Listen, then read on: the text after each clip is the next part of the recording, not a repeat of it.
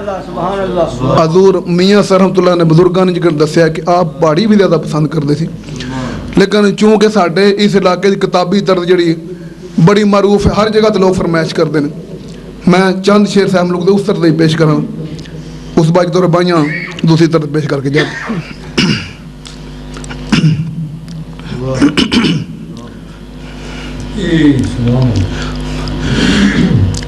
मान ना करिए रूप कणे दा,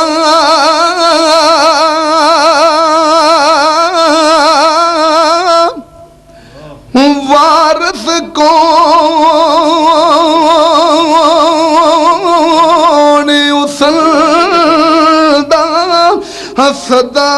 न रैसन शाखा अरियां, सदा न फुल चमन दा,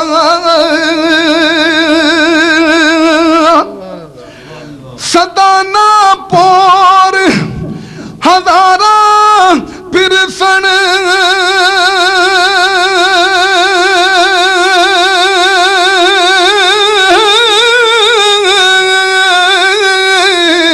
सदा न वक्त अमल दा, माली हुक्म न ते मोहम्मद, क्यों अज सैर करदा, सरकार फरमाते ने सदा न रसत बाजारी विकसी,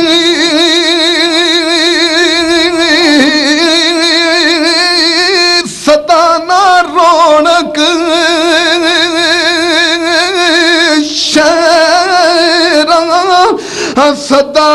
न मौज जवानी वाली, सदा न नदी लहरा, सदा न ताबश सूरज वाली, जू कर वक़्त दोपहरा, बेवफाई रस्म मोहम्मद, सदा विच तेरा,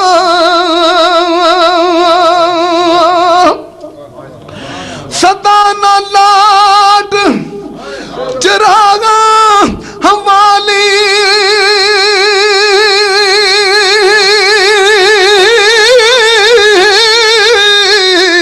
सदा न सोज पतंगा, सदा उड़ाना नाल कतारा, और रैसन काद कुलंगा,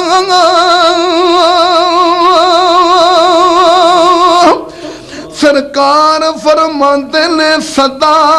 नहीं आठ हमें दीरत,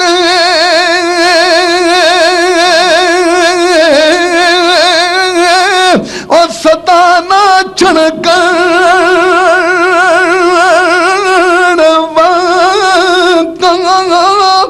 सदा न छोपे पा मोहम्मद, और रल मिल पैना संगा,